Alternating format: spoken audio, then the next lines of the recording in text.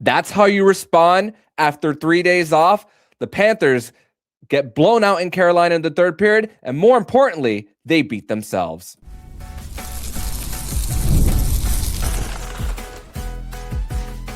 You're Locked On Panthers, your daily podcast on the Florida Panthers. Part of the Locked On Podcast Network, your team every day. And welcome into this Saturday, January 17th edition of the Locked On Florida Panthers podcast. We are part of the Locked On Podcast Network, the nation's #1 sports podcasting network, and it is your team every day. Thank you for making the Locked On Florida Panthers podcast your first listen of the day. I'm Armando Velez from the Hockey News. You can follow me on X at Monoman12. That is Nich Fairbanks joining me for another edition of Fairbanks Friday on a Saturday. You can follow him on X at Prudentia0. Shout out to the everydayers who come back here and get your daily Florida Panthers fix. So, Florida Panther fans, I'm not so grateful to be back here on another edition of the show to discuss everything in the world of the Florida Panthers because, truthfully, I'm disgusted with how things transpired tonight for the Cats. 3 days off for the Panthers, going from Buffalo, South Florida, Washington, Carolina, and having to play a game, and for the Panthers to put that much of that performance for them, losing 9-1 against the Carolina Hurricanes. Similarly to the last matchup, through 40 minutes, the Panthers only had 8 shots on goal, and then the dam broke. 9 goals given up, 6 in the third period, 4 on the power play, which one of them ended on a 5-on-3, one of them was on the 5-on-3, and then the Canes responded after. The Panthers beat themselves with it going from 5-on-5 to a penalty kill, 4-on-3 to then 5-on-4, everything in between. The Panthers were just out of sorts tonight, and they were undisciplined throughout the entire night as they just beat. I really, we have to find a way to fill 30 minutes of this show, Nick, but I'm just frustrated with this kind of performance for the Cats here. The floor is yours. You're muted. Dang, that's a great entrance. Thank you. So we were talking pre-show that the last time that you and I probably felt like this was against Tampa, game 2 in the playoffs a couple of years ago, and how gutted we felt. I don't want to give the satisfaction to Carolina like that because we know who owns them. They got this one. That's fine. They wanted to run up the score. That's fine. The Panthers have a long memory, but you can't help but wonder what the players were thinking and why they decided to leave Bob out to dry like that. It was like watching, watching 9 sled dogs pull him in 9 different directions. Like it literally, that's what it looked like to me on the ice. They didn't try to stop anything. They let odd man rushes early in the game and then later in the game. This was a complete catastrophe as far as like the structure of this team. They didn't play anything like they should have. The defense, it doesn't matter what pair you want to talk about. They were all crap. The forwards actually getting down and helping the defensemen, crap. And then thirdly, getting pucks on net against a rookie goaltender, crap. So I'll leave this final thought. You have to marvel probably at the efficiency of getting the bump from a visit from Washington yesterday. They were declared invincible, and by the next evening, which is tonight, they were providing the league with a comprehensive demonstration of a total collapse. It was a demonstration on how not to play. I know that's easy for me to say when the score is 9-1, but look at how easy the Carolina Hurricanes were able to enter the zone, how things on the power play, how on the penalty kill, with how spread out they were, the lack of moving their feet in their own defensive zone when it comes to that first goal. That listen, the Panthers only had 4 total shot attempts in all situations. I know there wasn't a penalty at all in the first period, but only 4 shot attempts and 3 landed on goal. And for the Panthers there, it looked like you were going to go into the second period tied 0-0, and then what happens? Gustav Forsling loses a board battle, and then it's fed into the middle where AJ Greer and Sam Bennett are just flat out puck watching for that first goal of the game. And then one of the goals, the Nikishin power play goal, where on the one timer, Gustav Forsling screens Sergei Bobrovsky there. And then we talk about the odd man rushes for Carolina. 3 of them in the first 25 minutes of this game, where Bobrovsky made a stop on Jordan Staal. Then he made a stop after a failed swipe by Nico Mikkola that ended up in an Ehlers breakaway opportunity. And then after that, Aho won right after the TV timeout. And the thing is, the Panthers just not being able to settle after the TV timeout on that breakaway on that third one. And then one of the goals that Carolina scored right after a TV timeout as well. So the Panthers just, it really comes down to focus here when it comes to it. And just those two situations that I named there are that. And listen, this was the one game for Carolina to get their cookies, like you said, run up the score. Yeah, they're pissed off from what happened last go round. I guess this is karma for the Panthers on being down 2-0 and then scoring 5 in the last go round.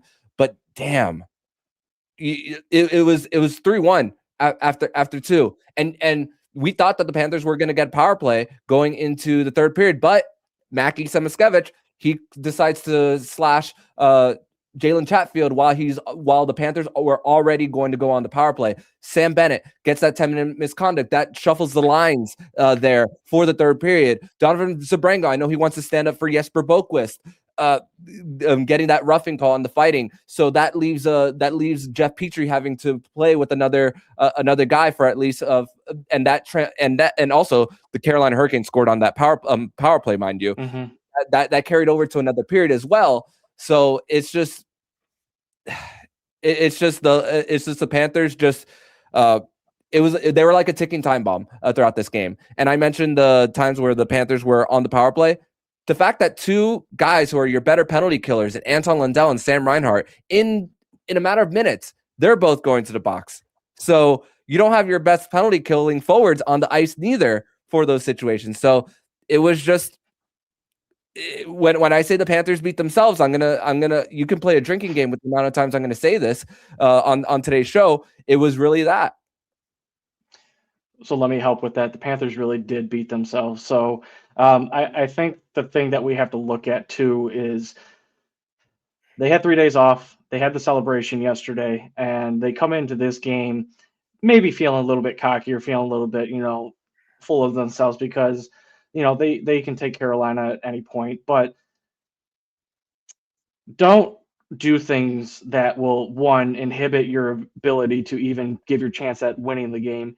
Secondly, there's battles that you don't have to win right now because it's the war that you're trying to win, not this battle. And then thirdly, you need to protect probably one of the most important parts of your team, which is your goaltender. Yes. Bob was the only reason why this game was even 3-1 after 2 or 1-0 after 1. How many breakaways did he have to stop? How many odd man rushes did he have to stop? And he bailed them out time after time after time. And most of the time when this would happen, the Panthers would respond.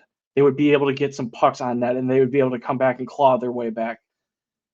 There was none of that tonight. It was just dumb penalty after dumb penalty, like lazy penalties. With Reinhart, whatever. It's his first penalty in, I don't know, like 6 years. I'm obviously overinflating that, but I mean, and then you have Lundell, who I'm going to get on. Why is your stick that high? Like, why are you butting a guy in the chin with your stick? And Sabrango, I don't want to be so hard on him, but I'm more pissed at Mackie and Bennett because I get Mackie's frustrated and he's not producing right now, and he should be to help this team. But you personally have to know when to turn that on and off. And tonight, when you guys had that chance, you need to turn it off and live to fight another day. And he did not do that. Perfect way to end that first segment. And I got a lot. It's not just the players that I want to discuss of having a horrible night. In the next segment, we're going to discuss our 3 duds of the game and the moment when we knew the game was lost. And I might have someone who is not a player also on that list as an honorable mention, possibly. We will discuss that more on the other side of the break here on the Locked On Florida Panthers podcast.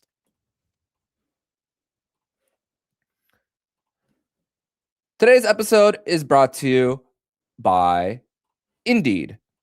And if you've ever hired someone who looked good on paper but wasn't the right fit, you know how important that is. When you want candidates who truly match what you're looking for, trust Indeed sponsored jobs. Hiring Indeed is all you need. Stop struggling to get your job post seen on other sites. Indeed sponsored jobs puts your post right at the top of the page to help you search the right candidates faster. If I need to hire someone for the show, I'd go straight to Indeed and be very specific about what I need. Real experience, not just resume buzzwords. Sponsored jobs boost your posts to the people who are the best match for your role, and that's what makes a real difference. Spend more time interviewing candidates who check all your boxes with less stress, less time, and more results using Indeed sponsored jobs. Listeners of this show get a $75 sponsored job credit to help give your job the premium placement it deserves at Indeed.com/locked on. Just go to Indeed.com/locked on and right now and support the show by saying you've heard about Indeed on this podcast. Terms and conditions apply. Hiring, do it the right way with Indeed.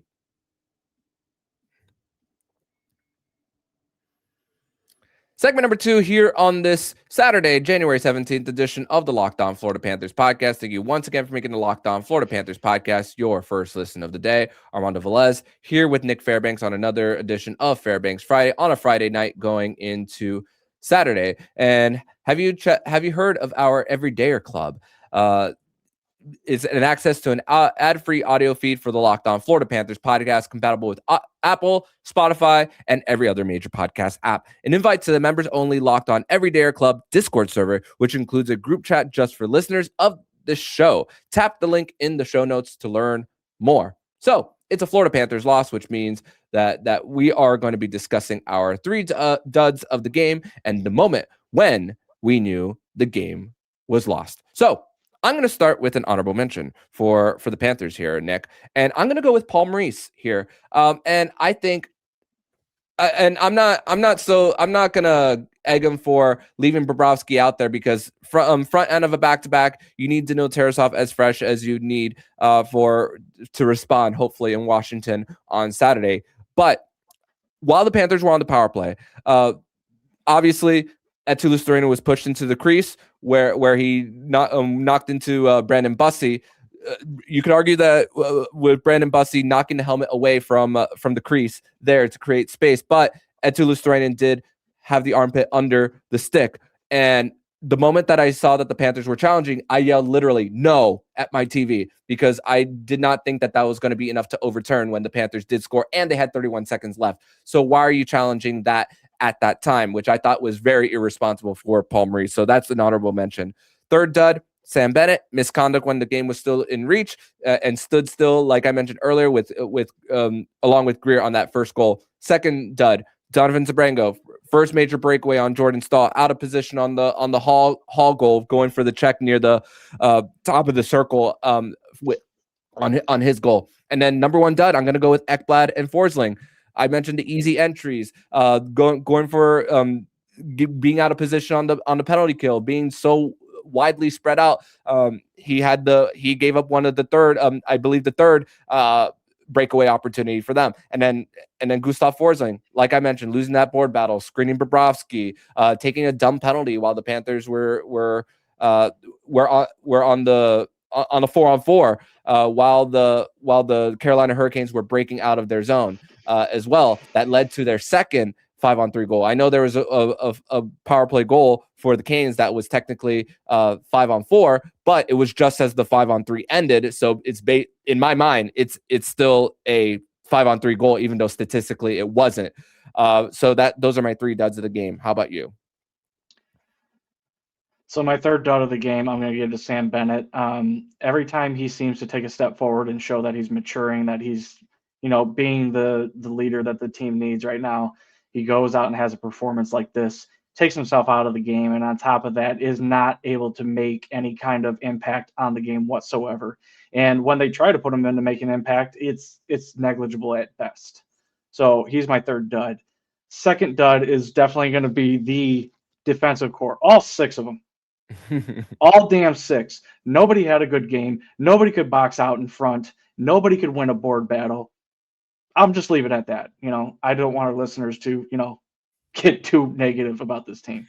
And then the first one, I'm going to keep piling on Mackie Samoskevich. You need to prove that you stick in the league, brother. I mean, shoot the damn puck. Quit taking so long. Just get it off your stick. You're lucky that Balinskis got that broken up puck to go right on his stick to score. You're not winning battles. You're losing the puck every time you get it. And in my opinion, the rookie that they just brought up, Vilamas, I think it's Vilamas. Vilamas has looked 10 times better than you in the 4 or 5 games, or the third or fourth game that he's played. He's shown more. He wants it more. You're a first round pick. Start acting like it and show up. Fair enough. And listen, I thought that Vilmanis provided some of the speed. He won some of his battles there. And yeah, like you mentioned, the give and go play that Vilmanis and Mackie had, that was a broken up play. And Uvis was right place, right time on that one timer to beat Brandon Bussey and to make it 1-1 at the time. But other than that, it was lack of rebound opportunities, which it was. It's funny because in the first period, not only there were no penalties, there were not a lot of whistles for both teams. Pucks consistently broken out, stretch passes that at least Carolina was hitting. The Panthers were not when they were getting ahead of the play. So that at least helped Carolina to at least tap it over to the corners and get to work there, which the Panthers were consistently losing, and then getting the support there, whether it's near the goal line or chipping it up on the wall. For them to get it out. And it's just for the Panthers, just flat out disorganization all over throughout the evening at the Lenovo Center. But the moment when we knew the game was lost, I'm going to go with the Anton Lundell high stick penalty on Jordan Martinook when he was trying to make a move around him, tried to do that swim dodge move when he was near the left circle there. And I was just thinking, man, and here's the thing, we were oozing with confidence going into the third period because we've seen the Panthers twice this season come back against Carolina, and even though it was 4-on-4 for the Panthers, we love their chances whenever there's a lot of open ice. And that they could possibly skate a few circles, hopefully around that. But the Carolina Hurricanes, they're as Palmery said in his pregame availability, they are a tight gap type of team. So that's not an easy team to get to not have them close the gap. So when the Panthers do that while already on the man advantage, you're not giving yourself any chance there for themselves. So I guess when I thought the game was lost was when Ehlers scored his power play goal to make it 5-1. And yes, I'm being very, I guess,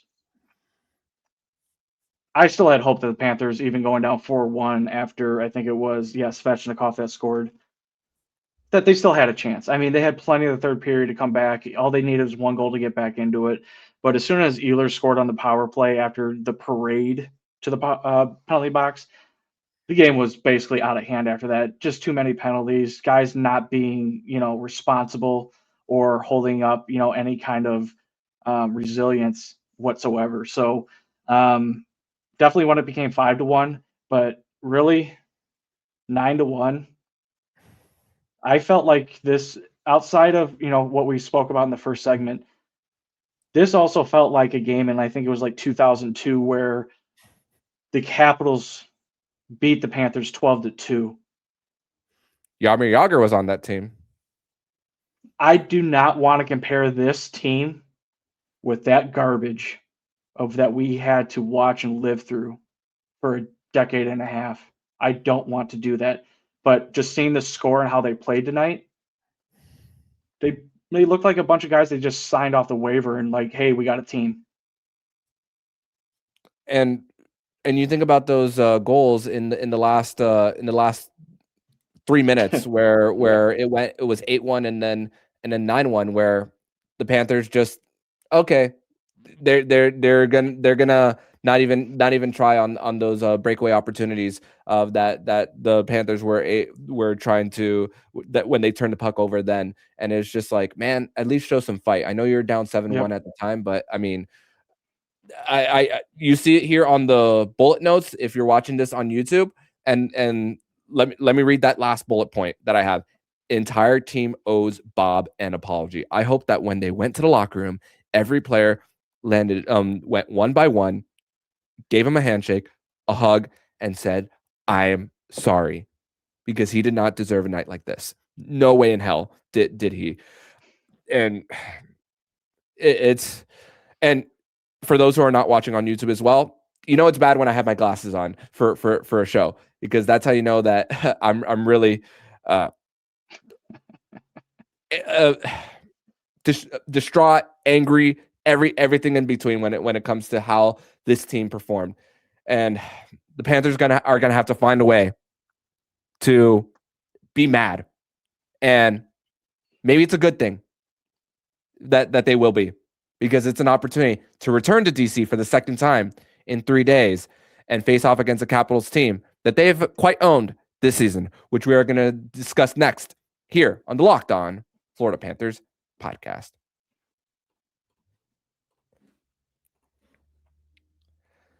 Today's episode is brought to you by FanDuel. And the divisional round is here, and FanDuel is officially in playoff mode. Every game day during the NFL playoffs, FanDuel is giving customers even more ways to get in on the action. Because right now, every NFL playoff game day, FanDuel users get a profit boost pack waiting for them inside the app. Each game day, you'll see a pack loaded with multiple profit boosts you can apply to the bets you like the most.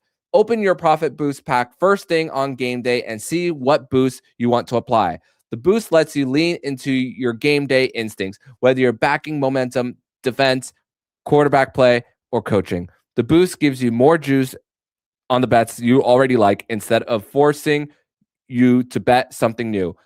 Every play feels bigger, and the boost makes your bets feel that way too. Make your picks, then apply profit boost to go after even bigger payouts while the playoffs get rolling. So visit FanDuel, an official sportsbook partner of the NFL, and grab your profit boost pack every NFL playoff game day.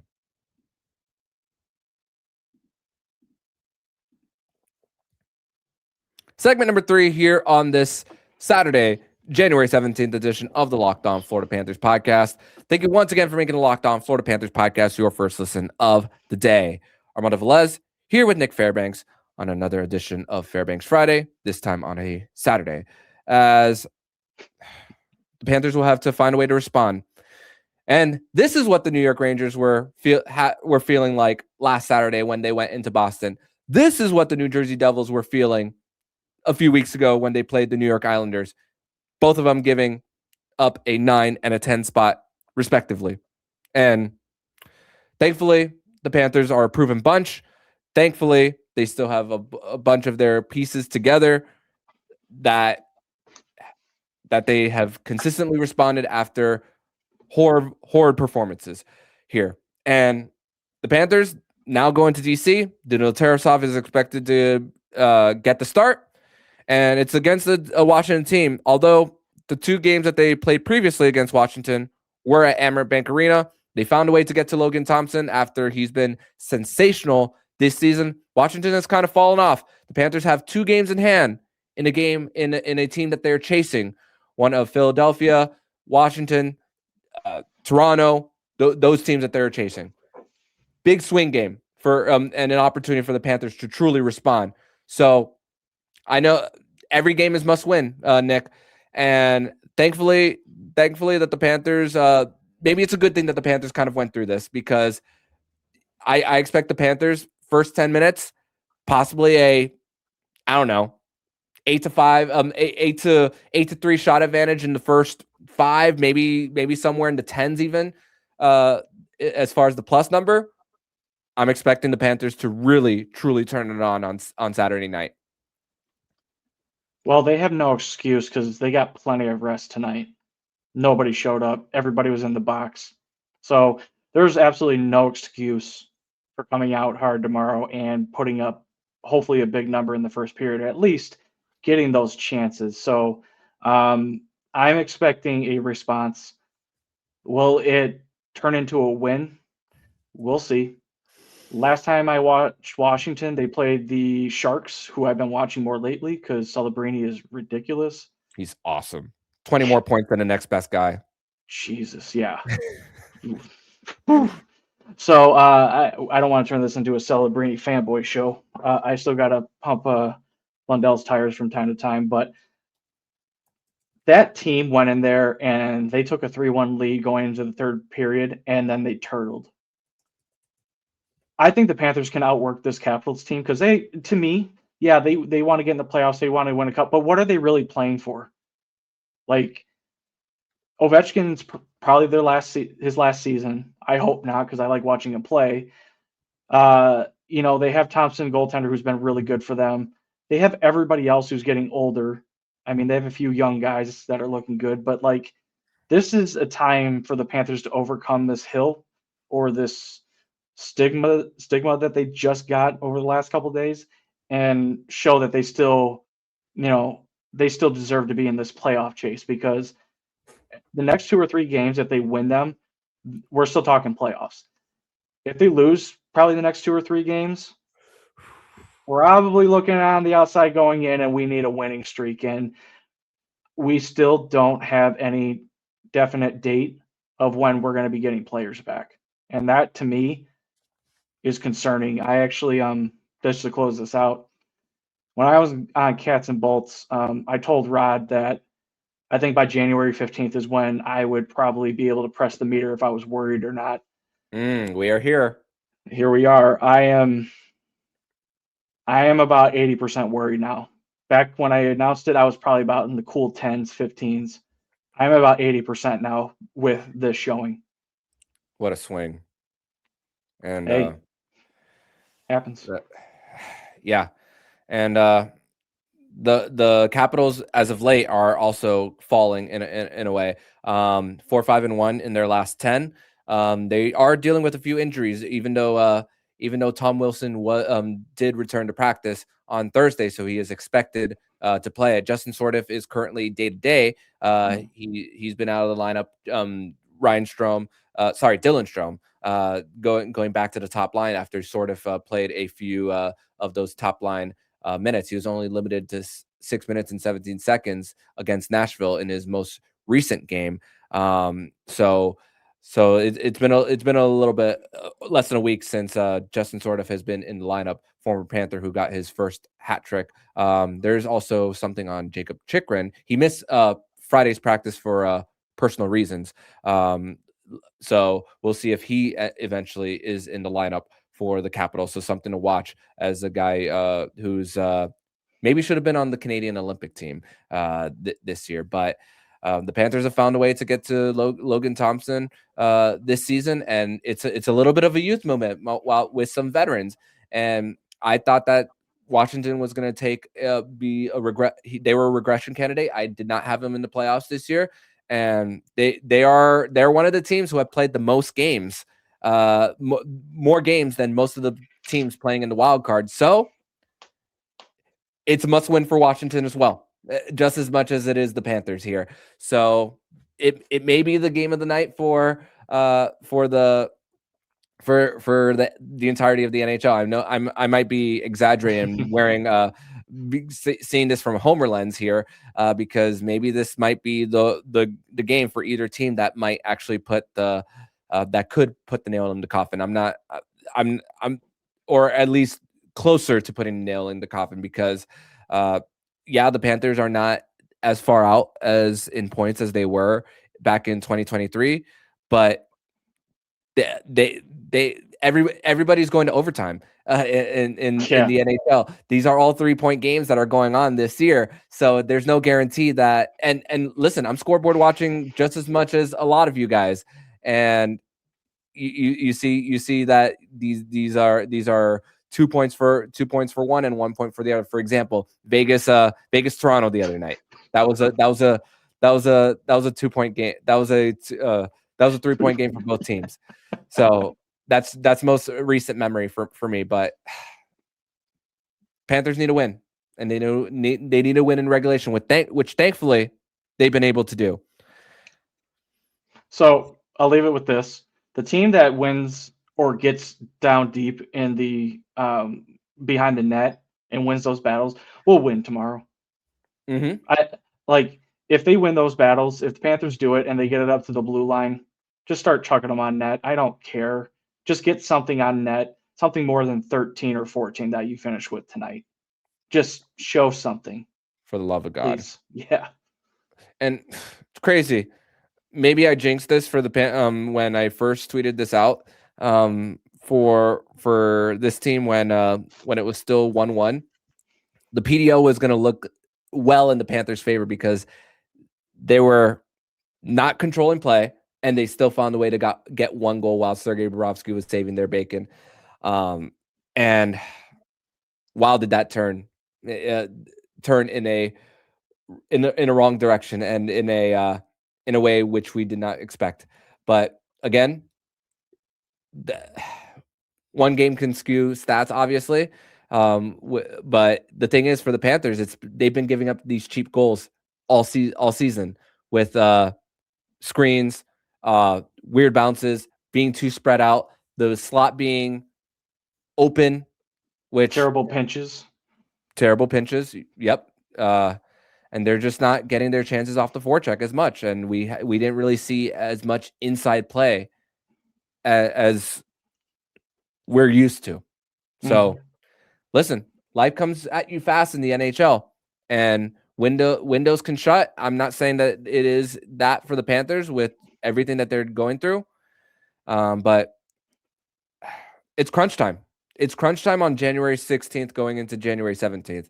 And thankfully, 3 months. I know there's a Olympic break in between of 3 weeks, but no time to waste. Zero time to waste. And I'll be watching very nervously on Saturday. I'm sure a lot of you will. And please comment down below if you're feeling that same way. Please. And please tell me that I'm crazy for feeling this way. Please tell Nick that he's also crazy for feeling this way. Because this performance does not place any confidence for me, at least for right now. But obviously things can change in a snap of a finger, in this case, a game for the Panthers. But that's going to do it for today's edition of the Locked On Florida Panthers podcast. Thank you once again for making the Locked On Florida Panthers podcast your first listen of the day. Nick, tell everybody where they can find you online. Appreciate it. Appreciate you letting me vent tonight and us coming together with that. You guys can follow me on X at Prudentia0. Let's make this a game where, as Super Troopers, they said, you see that little guy? Don't worry about that little guy. Let's go in and get a win tomorrow. No doubt. Thank you, Nick. And I'm glad that we had this little vent session here on this late Friday night edition of the Locked On Florida Panthers podcast. So thank you for joining me, and in your first appearance in 2026 after a few weeks off. So thank you as always for joining me, and see you next week. I'll see you next week. And if you like what you're hearing, please subscribe to the podcast to be notified every single time the Locked On Florida Panthers podcast jumps into your podcast feed. Don't forget to also subscribe to the other shows on the Locked On NHL network, including Locked On NHL, Locked On Fantasy Hockey, Flip Livingstone, and Steel Roden, and Locked On NHL Prospects. Thank you once again for making the Locked On Florida Panthers podcast your first listen of the day. So I'm Armando Velez with Nich Fairbanks. And you've been listening to the Locked On Florida Panthers podcast, part of Locked On Podcast Network. We're your team every day.